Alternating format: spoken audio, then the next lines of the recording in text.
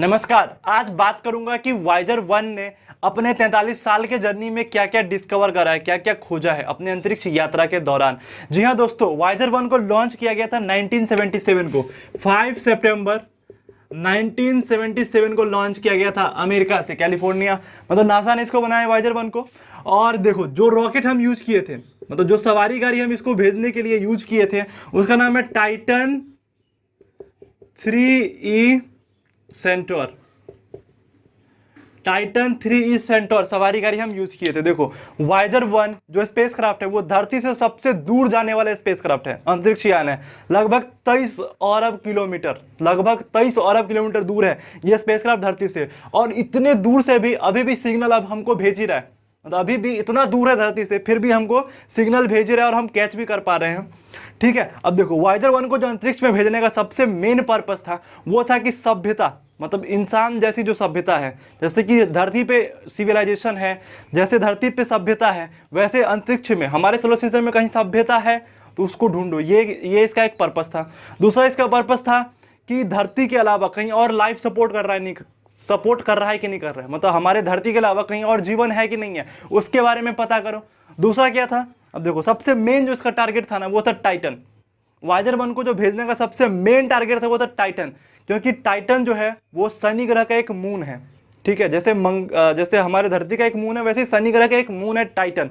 और वहाँ पे एटमॉस्फेयर पाया गया है और इसके एटमॉस्फेयर में 90% नाइट्रोजन पाया गया है। तो ऐसा माना जा रहा है कि वहाँ पे लाइफ सपोर्ट कर सकता है, मतलब इंसान वहाँ पे जाके रह सकता है। देखो दोस्तों, वाइजर 1 को लॉन्च करने से पहले ना 10,000 ट्रेजेक्ट्री की स्टडी की गई थी। ट्रेजेक्ट्री मतलब क्या होता है? पाथ, रास्ता। वैसा रास्ता जिस रास्ते से हम किसी भी चीज़ को फेंकते हैं। मान लो कि हमारे हाथ में एक बॉल है और इसके अंदर हम चिट्ठी भर दिए, ठीक है, लव लेटर, और हमको अपनी गर्लफ्रेंड के खिड़की के अंदर फेंकना है, मतलब बेडरूम की खिड़की है ना, खिड़की से उसके बेडरूम में पहुंचाना है। तो कैसे फेंकेंगे? हम अपने छत पे जाएंगे, ठीक है, और छत से ऐसे फेंकेंगे। तो वैसे मतलब अब ऐसे गया तो ये क्या हो गया? ट्रेजेक्ट्री। इसको क्या बोलेंगे? पाथ। तो ऐसा पाथ सेलेक्ट करना है जो हम टारगेट तक पहुँच सकें। ठीक है, जैसे कि टारगेट, मान लो कि तुम यहाँ पे तुम खड़े हो, ठीक है, यहाँ पे तुम खड़े हो और तुमको यहाँ से कुछ फेंकना और यहाँ पे पहुँचाना है। तो कैसे फेंकोगे? क्या तो तुम ऐसे फेंक सकते हो, या ऐसे फेंक सकते हो, या ऐसे फेंक सकते हो, ऐसे फेंक सकते हो, लेकिन ऐसे फेंक दोगे इधर निकल जाएगा, ऐसे फेंक दोगे इधर निकल जाएगा। समझ में आया? तो ये जो रास्ता, इसको क्या बोलते हैं हम? ट्रेजेक्ट्री। तो वाइजर 1 को लॉन्च करने से पहले 10,000 ट्रेजेक्ट्री की स्टडी की गई थी, 10,000, जिसमें से एक ट्रेजेक्ट्री को चूज किया गया था। ठीक है, अब देखो, वाइजर 1 को कैसे फेंका गया था ये जान लो पहले।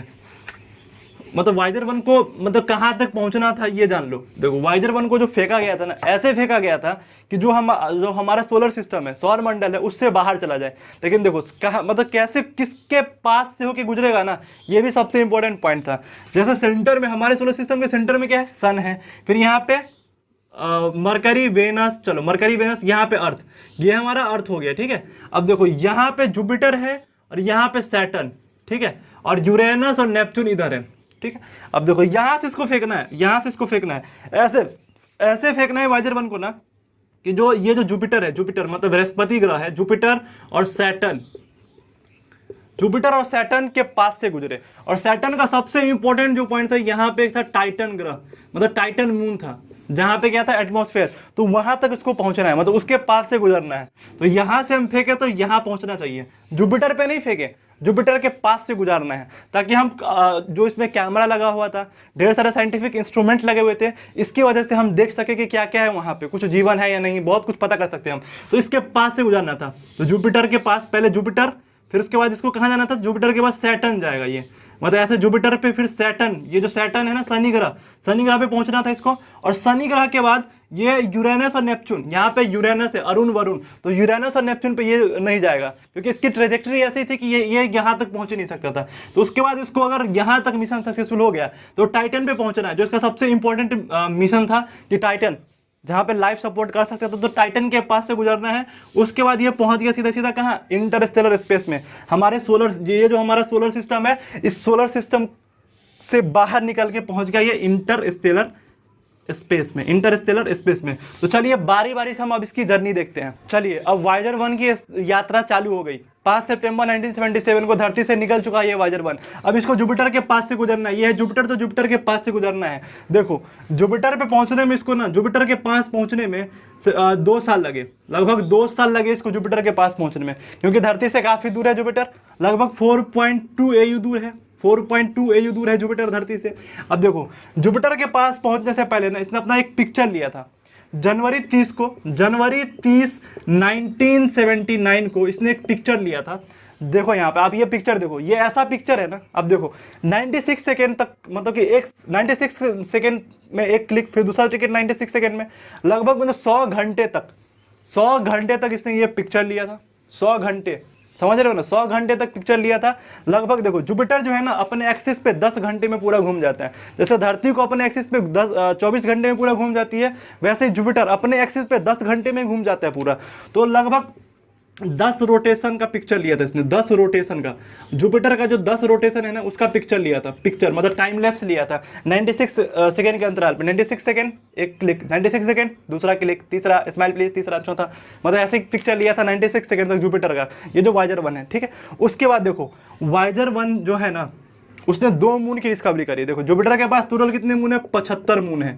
ये जो जुपिटर है ना बृहस्पति ग्रह, इसके पास 75 चंद्रमा है, 75, जिसमें से 2 चंद्रमा की डिस्कवरी करी थी इसने, वाइजर 1 ने, जिसका नाम क्या दिया था, थीव और मेटिस, थीव एंड मेटिस नाम दिया गया था। इसकी डिस्कवरी किसने करी थी, वाइजर 1 ने करी थी। अब देखो उसके बाद उसके बाद उसने बहुत सारे मून को देखा, जिसमें से सबसे इंपॉर्टेंट लगा इसको आईओ, मतलब सबसे इंटरेस्टिंग जो मून था ना वो था आईओ, क्योंकि आईओ पे ना एक चीज दिखा गया। आईओ पे क्या देखा गया, जैसे धरती पे ज्वालामुखी होता है ना वोल्केनिक इरप्शन, वैसे ही आईओ पे वोल्केनिक इरप्शन, ज्वालामुखी फटते हुए देखा था। ऐसा पहली बार हुआ था कि धरती के अलावा हम अंतरिक्ष में कहीं और ज्वालामुखी फटते हुए देख रहे थे, ज्वालामुखी फट रहा था, वोल्केनिक इरप्शन, कहाँ पे, आईओ पे। तो आईओ, अब देखो इसने एक चीज और डिस्कवर करा अपने जुपिटर की यात्रा के दौरान ना, इसने एक चीज और डिस्कवर करा। जैसे देखो आपने शनि ग्रह के चारों बगल रिंग देखा होगा, लेकिन जुपिटर के पास भी रिंग सिस्टम है।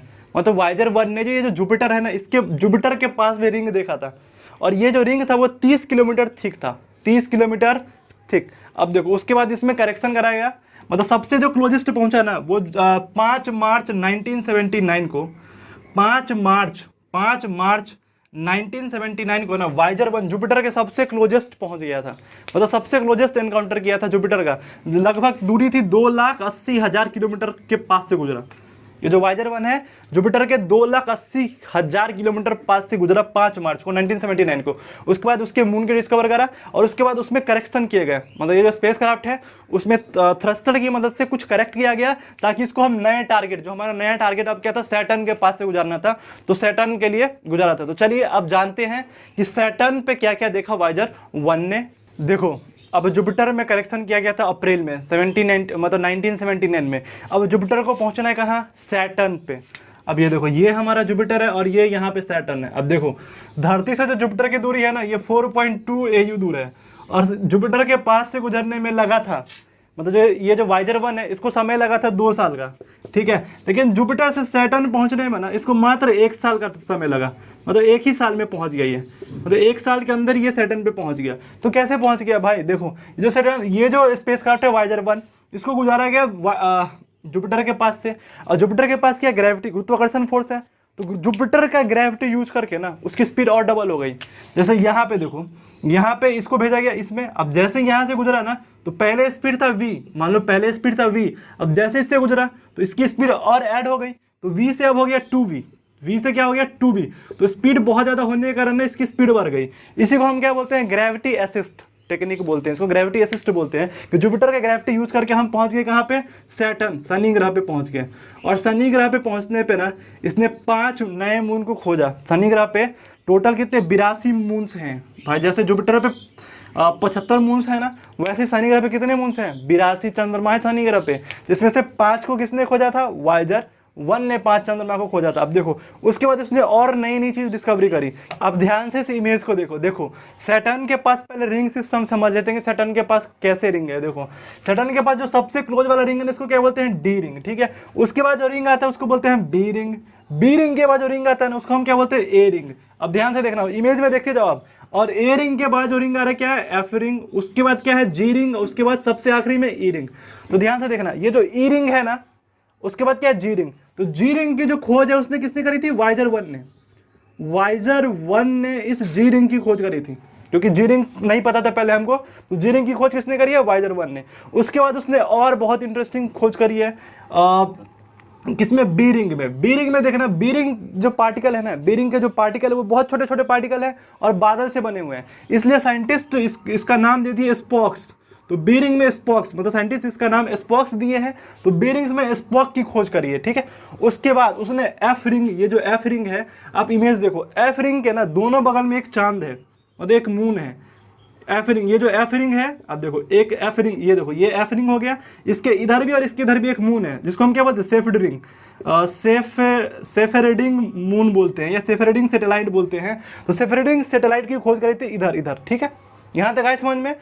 अब देखो, और सबसे इंटरेस्टिंग टारगेट सैटर्न का क्या था, टाइटन। टाइटन सबसे इंटरेस्टिंग टारगेट था, क्योंकि टाइटन में पहुंचने के बाद उसने वहां पे नाइट्रोजन खोजे हैं, मतलब 90% उसको नाइट्रोजन मिला वहां पे उसके एटमॉस्फेयर में।